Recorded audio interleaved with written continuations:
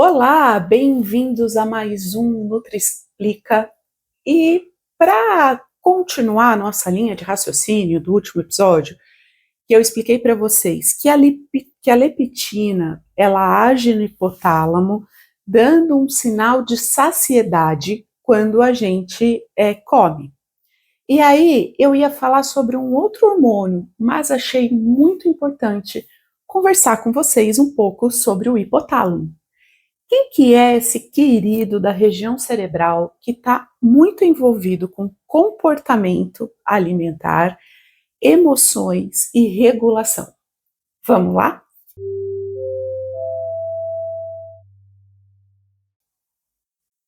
Que o cérebro da gente tem uma função de controlador do nosso corpo, isso já é bem estabelecido e todo mundo já sabe.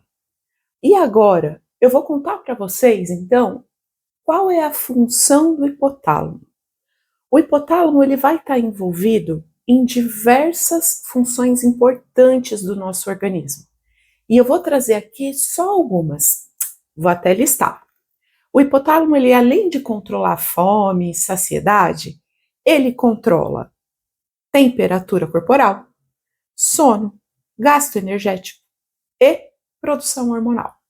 Meu Deus! E é uma região, ó, pequenininha. Agora, por que ele é tão importante dentro desse controle regulatório da fome? Eu vou explicar para vocês que isso é muito importante a gente gravar para entender lá no final dessa temporada a importância das canetas reguladoras de GLP-1. O hipotálamo, então, ele vai ter uma função de regulação da homeostase. E aí você me pergunta, o que é homeostase? Homeostase é um equilíbrio metabólico e energético. É mais ou menos como se fosse a balança, entende? E aí que está o pulo do gato. Tudo que eu trago para consciência de escolha, eu permito regular essa homeostase. E não é uma questão de lutar a favor ou contra, tá? É uma questão de consciência e persistência. E eu vou explicar isso para vocês com mais calma.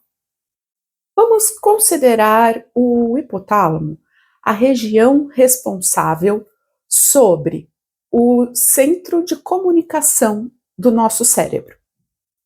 Ele vai funcionar como uma central de comando, certo?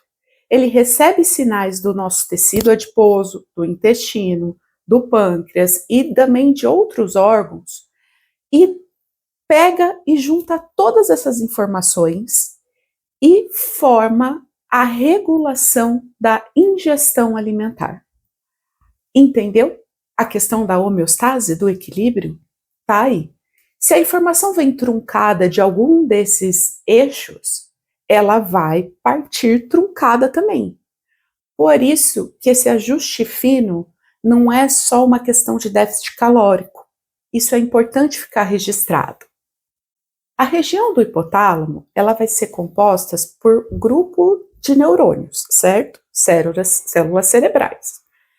E aí, o que acontece? Eu tenho uma maior sensibilidade a um determinado hormônio por algumas células e uma maior sensibilidade a um segundo hormônio, que vai ser o nosso próximo episódio, por outras células. Então, eu tenho a regulação da fome e da saciedade acontecendo nesse momento. Lembra quantos órgãos estão envolvidos? Tecido adiposo, intestino, pâncreas. E aí, essa regulação fina é que realmente faz a diferença no tratamento e controle da obesidade. E isso acontece como? Eu vou explicar para vocês. E estou falando de uma forma generalizada, fica aqui registrado. Por quê? Porque cada ser humano é de uma maneira. Depende da idade que se desenvolveu a obesidade, do máximo de peso que já foi atingido, do tipo de vida que leva, de fatores socioeconômicos, emocionais, né? Até mesmo paladar, a questão do treino. Muitas vezes as pessoas elas deixam de comer algum tipo de alimento e aí na hora de fazer essa reeducação alimentar, a gente precisa começar do básico, tomando água, por exemplo, né? Então fica aí meio complicado. Isso eu falo por quê? Porque na obesidade, lembra que a gente falou que no tecido adiposo ele vai liberar, ele vai estimular a produção de leptina, que vai chegar no cérebro, saciedade. Isso eu estou pensando em linha reta. Não é muito assim que acontece dentro da fisiologia. Acontece de uma forma meio ampla, meio arbórea, atingindo vários tecidos diferentes. A gente está falando por uma região, mas tem outras várias, que eu vou trazendo aqui aos poucos. Mas dentro da obesidade, essa comunicação tecido adiposo e hipotálamo, ela está falha.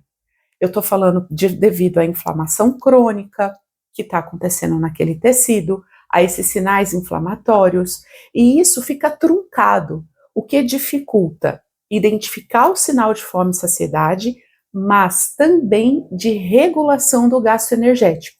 Ele acaba ficando mais lento e, ao mesmo tempo, como é que eu posso explicar? Necessitando de um maior aporte energético. E isso, uma outra região do nosso cérebro, vai fazer com que você, que te induza a escolhas mais calóricas. A fome inflamatória, ela está bem aí, nesse ponto. Ou seja, ficou claro, para concluir, que a fome, ela não nasce do nosso estômago. Ela nasce num conjunto de fatores que vão estimular o nosso cérebro a fazer essa regulação. E aí que vale frisar, para concluir, que o hipotálamo, ele é o principal centro regulatório, mas não é o único, tá? E no próximo episódio eu vou apresentar para vocês um hormônio contrário à leptina, a grelina. E a gente vai falar como que a grelina funciona nesse contexto todo que a gente seguiu até agora. Espero vocês no próximo episódio. Um beijo e até mais!